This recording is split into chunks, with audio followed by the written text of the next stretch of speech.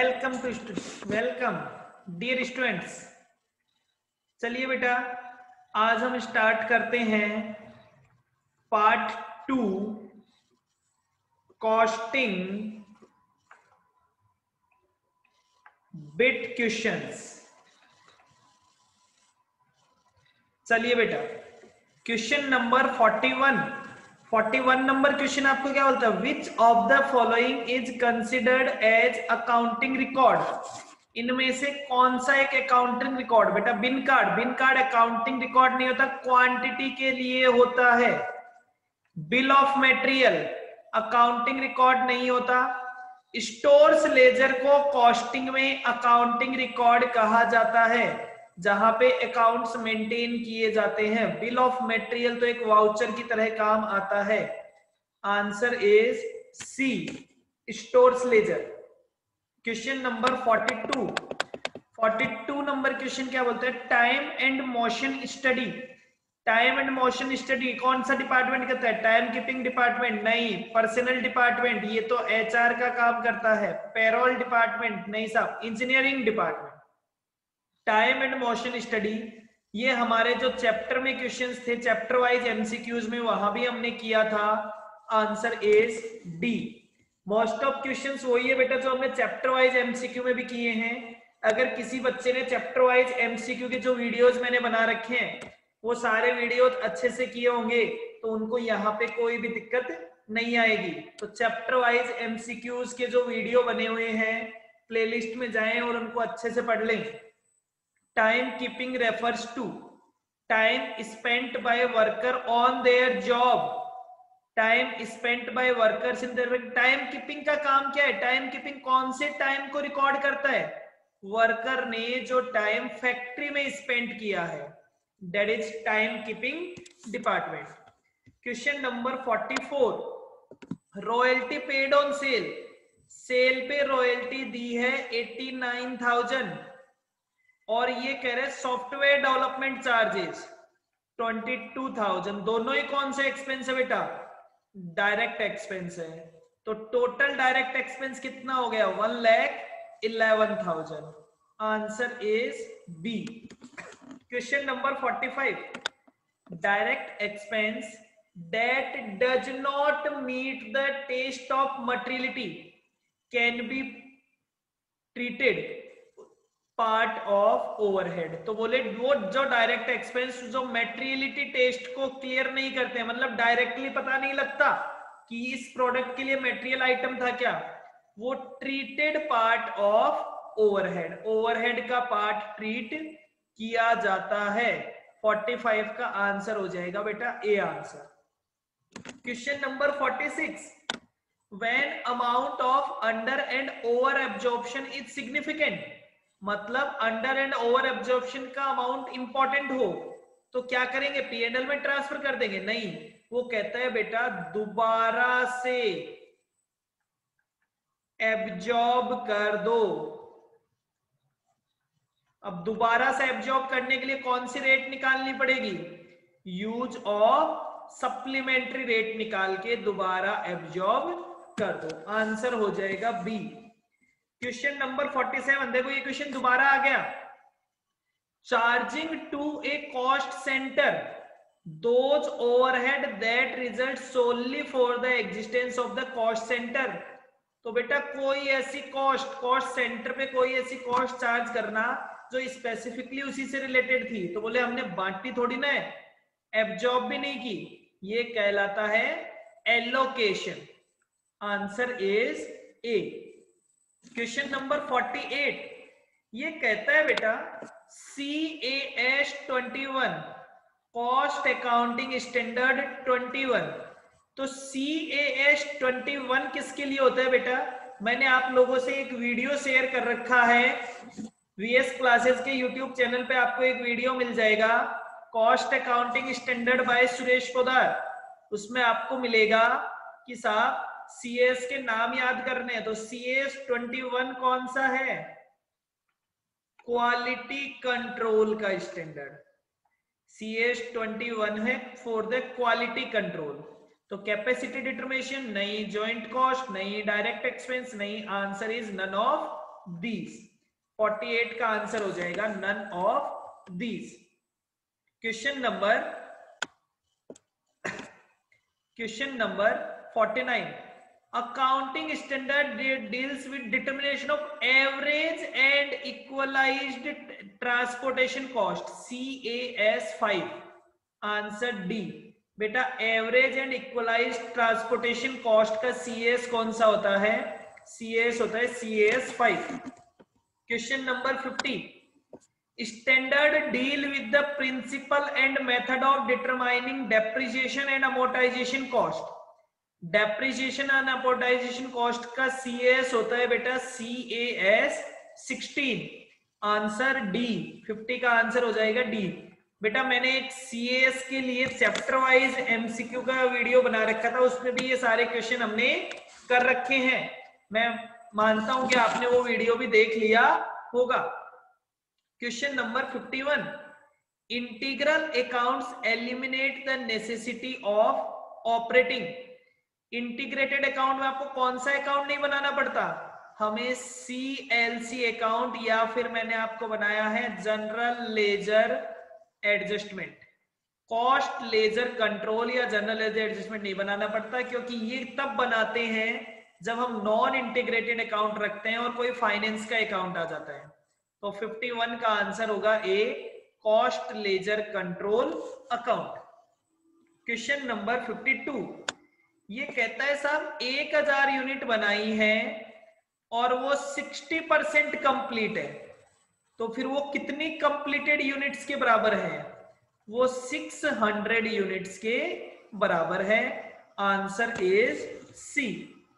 Question number 53 number क्या बोलता है? Material cost variance. Material cost variance का फॉर्मूला क्या होता है? Standard cost minus actual cost. Standard cost कितनी है बेटा? 1 यूनिट बनाने में 5 kg मटेरियल लगता है, तो 100 यूनिट बनाने में कितना लगेगा? 500 kg मटेरियल लगना चाहिए था। 500 मल्टीप्लाइड बाय 20, तो स्टैंडर्ड कॉस्ट हो गई 10,000। एक्चुअल कॉस्ट कितनी है? 520 मल्टीप्लाइड बाय 22, दैट इज 11,440। तो साफ वेरिएंस कितना हो गया? 10,000 माइनस 11,440, 1440 एडवर्स। 53 का आंसर हो जाएगा बी आंसर।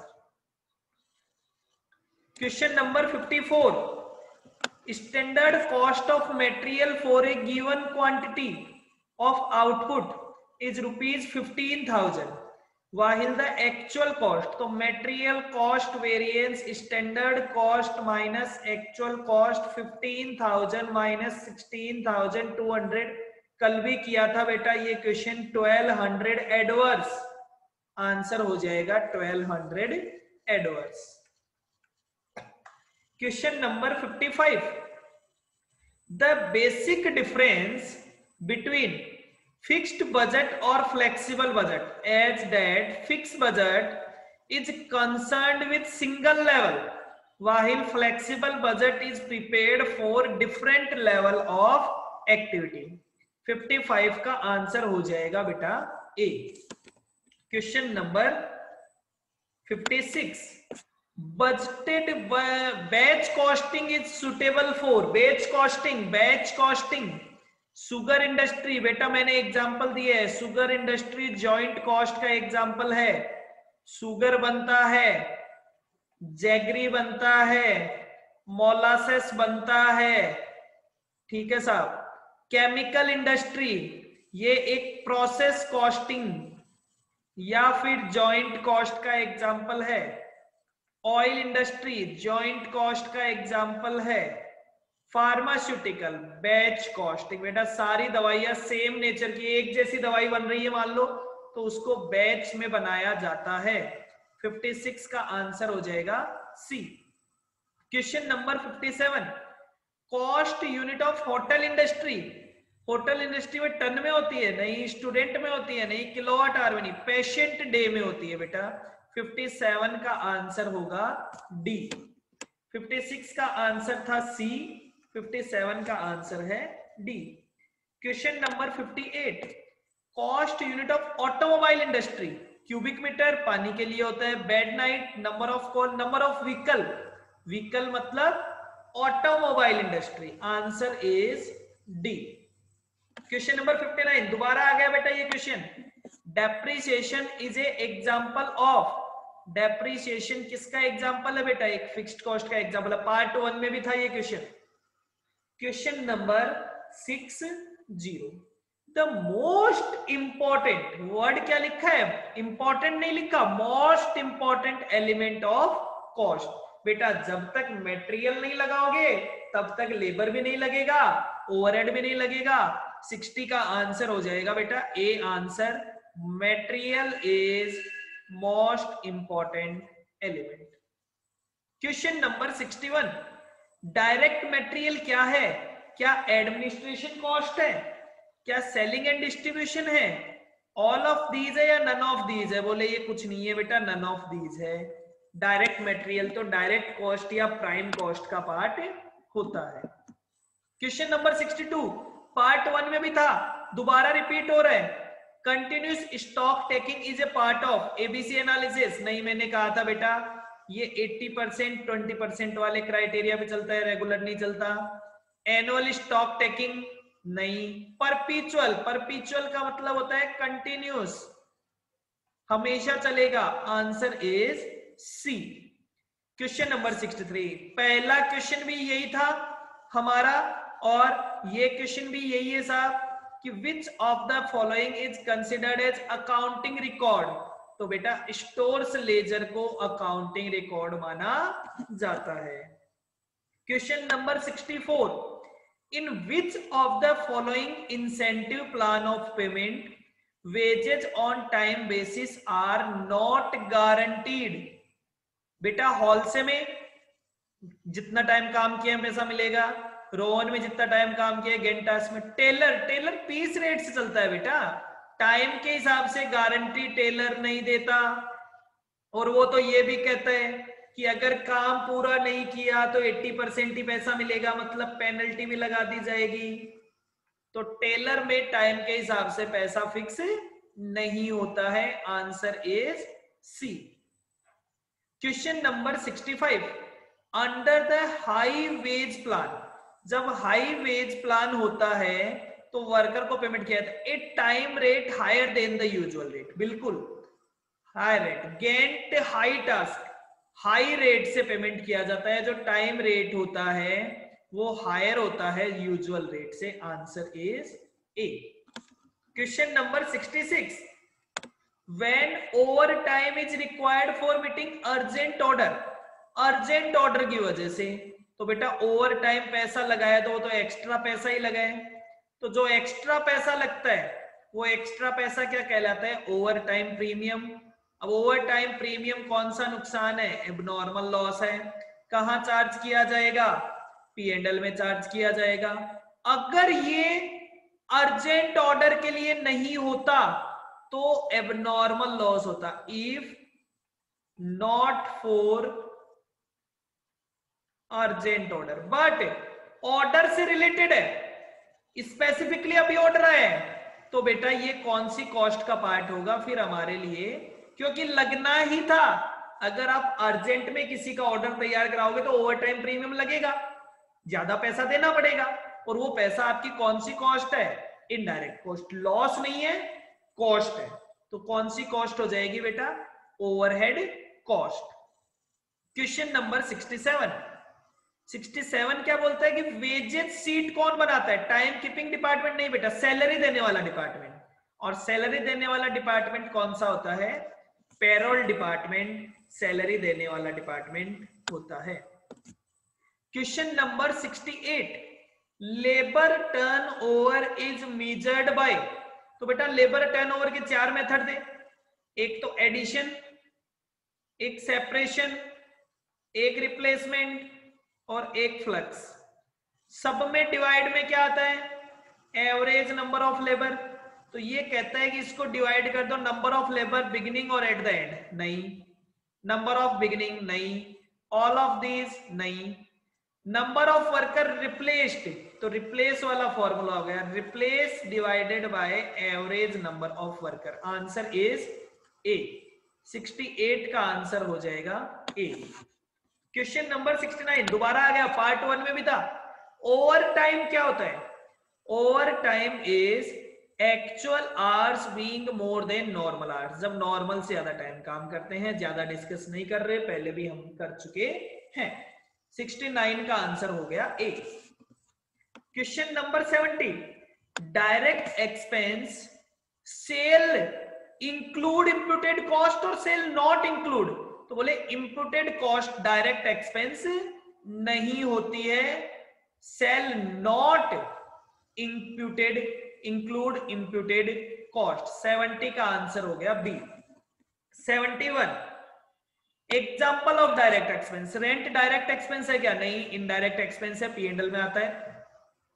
बोनस भी indirect. Royalty charge on production direct expense होता है, answer is B. Question number 72, 72 क्या बोलता है? रॉयल्टी ऑन सेल्स, पहले भी किया है ऐसा question, 23,500 plus design direct expense होता है 1500, तो आंसर हो गया 25,000। 72 का आंसर होगा ए 25,000। Question number 73, packing cost is a. अब बेटा अगर वो इनिशियल पैकिंग है, जैसे एक दूध के पैकेट का पैकिंग है, अपन जो पैकेट का दूध खरीदते हैं अमूल वाला, उसको पैक करना ही पड़ेगा। पानी की बोतल को पानी को बोतल में पैक करना ही पड़ेगा, तो वो नेसेसिटी है, तो that is cost of production. Selling and distribution, अब बेटा कई बार अपन बाजार में खुली चीनी खरीदते हैं, तो उसको एक थैली में डाल के देना ही पड़ता है, दैट इज सेलिंग कॉस्ट। और डिस्ट्रीब्यूशन, कोई कहता है कि साहब मुझे तो गिफ्ट देना है, अट्रैक्टिव पैकिंग करके दीजिए, डिस्ट्रीब्यूशन कॉस्ट। तो बेटा कोई सा भी हो सकता है, it may be any of the above. तो पैकिंग कॉस्ट कोई सा भी हो सकता है, वो प्रोडक्शन कॉस्ट का भी पार्ट हो सकता है, वो सेलिंग कॉस्ट का भी पार्ट हो सकता है, वो डिस्ट्रीब्यूशन कॉस्ट का भी पार्ट हो सकता है, answer is D. Question number 74, directors remuneration and expense form A part of. Director का रेम्युनरेशन, डायरेक्टर का काम क्या है बेटा? एडमिनिस्ट्रेशन करना, आंसर इज बी। क्या डायरेक्टर का काम प्रोडक्शन करना होता है? नहीं। क्या डायरेक्टर सेलिंग का काम करता है? नहीं। डायरेक्टर का काम होता है मैनेज करना, एडमिनिस्ट्रेट करना। 74 का आंसर हो जाएगा बी। 75 दोबारा रिपीट हो रहा है ये question, charging to a cost centre those overheads that result solely for the existence. 75 का आंसर हो जाएगा बेटा ए, हम पहले भी करके आए हैं, एलोकेशन। 76, एब्जॉर्प्शन क्या होता है? एब्जॉर्प्शन होता है ओवरहेड को प्रोडक्ट पे चार्ज करना, मतलब चार्जिंग और ओवरहेड टू कॉस्ट यूनिट। 76 का आंसर हो गया B answer.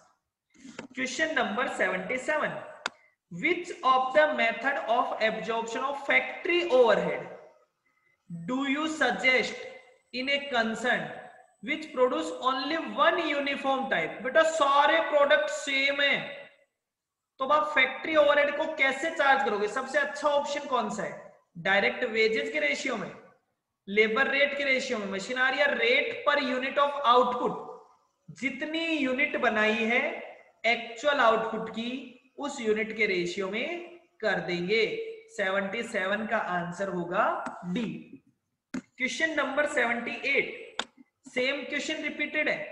When the amount of under or over absorption is significant, important है, it should be dispose of by transferring to the costing profit and loss account the use of supplementary rate. Supplementary rate से charge कर दिया जाएगा, क्योंकि amount बहुत बड़ा है, P&L में चार्ज नहीं करेंगे, तो मैंने आपको पहले भी बताया है, दोबारा से चार्ज कर देंगे। किस रेट से? सप्लीमेंट्री रेट से। क्वेश्चन नंबर 79, अब ये कह रहा है ओवरहेड जो एब्जॉर्ब किया है वो एक्चुअल से कम है, तो जो कम है वो क्या कहलाएगा? Under absorption of overhead. Answer is A. Question number 80, warehouse expense is an example of. Warehouse पहले भी आया हुआ, पार्ट 1 में भी आया था। वेयर हाउस एक्सपेंस की जरूरत क्यों पड़ती है? वेयर हाउस एक्सपेंस की जरूरत बेटा प्रोडक्शन के लिए वेयर हाउस की जरूरत पड़ती है, नहीं फैक्ट्री की जरूरत पड़ती है। सेलिंग के लिए शोरूम की जरूरत पड़ती है। डिस्ट्रीब्यूशन करने के लिए गोडाउन की जरूरत पड़ती है। वेयर हाउस की जरूरत पड़ती है। Answer is C. तो बेटा हमने 41 से लेके 80 तक क्वेश्चन कर लिए। That is our part 2। आप फटाफट से मुझे बताएंगे, कमेंट जरूर करेंगे कि आपको वीडियो कैसा लगा। अगर आपको वीडियो अच्छा लगे तो बताएंगे, अगर आपको कुछ एक्स्ट्रा हो तो वो बातें भी बताएंगे। हमारे वीडियो को लाइक करेंगे, अपने दूसरे दोस्तों के साथ शेयर करेंगे और हमारे चैनल को सब्सक्राइब करेंगे। ठीक है बेटा, तो आपको और वीडियोस मिल पाएंगे। Thank you.